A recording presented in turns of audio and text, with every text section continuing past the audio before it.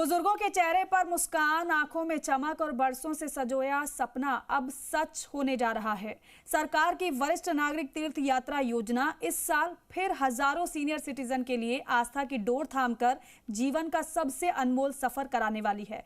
Train और हवाई जहाज के माध्यम से सैकड़ों बुजुर्ग पवित्र तीर्थ स्थलों की ओर रवाना होंगे। 10 अगस्त तक चली आवेदन प्रक्रिया के बाद अब देवस्थान विभाग ने जिलेवार यात्रियों का कोटा भी तय कर दिया है। शेड्यूल के अनुसार 25 से 29 अगस्त तक जिलेवार लॉटरी निकाली जाएगी।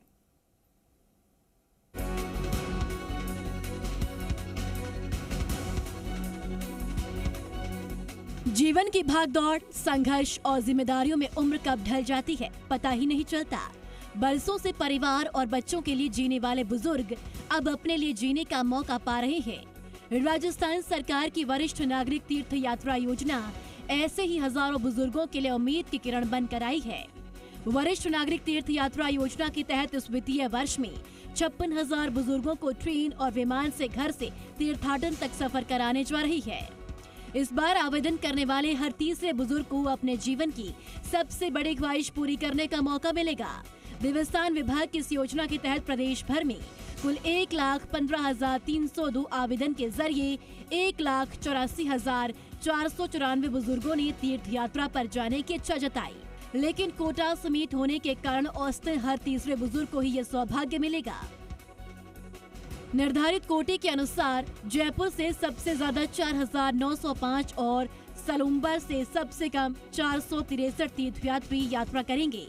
सबसे ज्यादा दीवानगी है नेपाल के पशुपतिनाथ मंदिर की हवाई यात्रा की है। सिर्फ 6,000 सीटों के लिए 85,036 आवेदन आए हैं। इस यात्रा के लिए रेल मार्ग से रामेश्वरम, मदुरई वरिष्ठ नागरिकों की पहली और बिहार शरीफ अंतिम पसंद रहा है।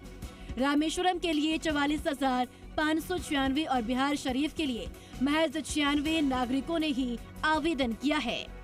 रामेश्वरम के बाद जगन्नाथपुरी, कोणार्क और गंगा सागर की यात्रा को सबसे ज्यादा प्राथमिकता मिली है।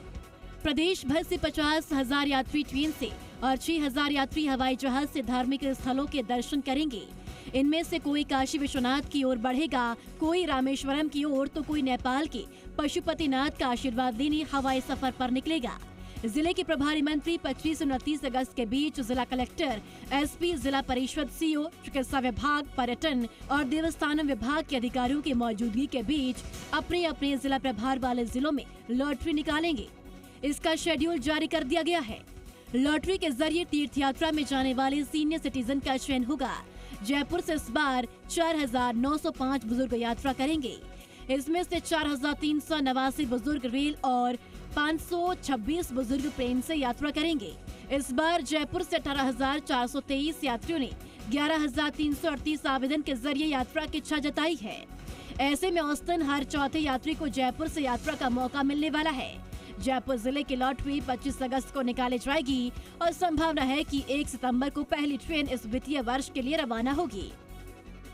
ये 25 तारीख को लॉटरी के बाद में कितने यात्री यहाँ से जाएंगे, कितने सवाई माधोपुर से कहाँ ट्रेन जाएगी, वो शेड्यूल 25 के बाद आएगा। तो पूरा कोटा तय कर दिया है जिलों के हिसाब से? हाँ, जिलों के हिसाब से 25 से लेकर 29 के मध्य में लॉटरी होगी हर जिले की, और जिले के हिसाब से लॉटरी में जो चयनित 50,000 यात्री होंगे उनकी यात्रा चालू हो जाएगी। तो संभवतः कब से ट्रेन रवाना होगी? 1 सितंबर फर्स्ट ट्रेन है। फर्स्ट ट्रेन है। कहाँ पर जाएगी? रामेश्वरम के लिए। रामेश्वरम के लिए कितने यात्री इस बार जा रहे हैं सरकार ने, और क्या व्यवस्था की है? 50,000 यात्री ट्रेन से और 6,000 यात्री हवाई जहाज से अभी लॉटरी निकलेगी, और लॉटरी निकलने के बाद में लगातार 1 सितंबर से और फाइनेंशियल ईयर तक पूरी ट्रेनें भेज देंगे।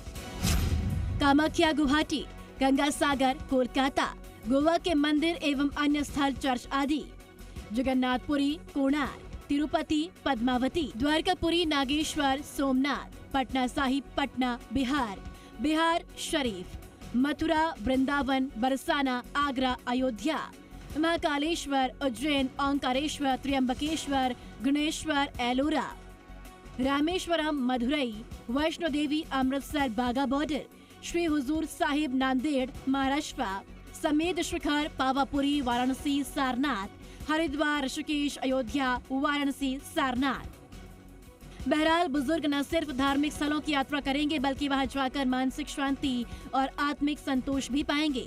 जीवन की संध्या में जब आंखों में आस्था और दिल में भक्ति का जज्बा होता है तब यह तीर्थ यात्रा महज एक सफर नहीं बल्कि जीवन भर की सबसे बड़ी उपलब्धि बन जाती है। यही वजह है कि वरिष्ठ नागरिक तीर्थ यात्रा योजना इन बुजुर्गों के लिए किसी वरदान से कम नहीं। दीपक गोयल, जी मीडिया, जयपुर।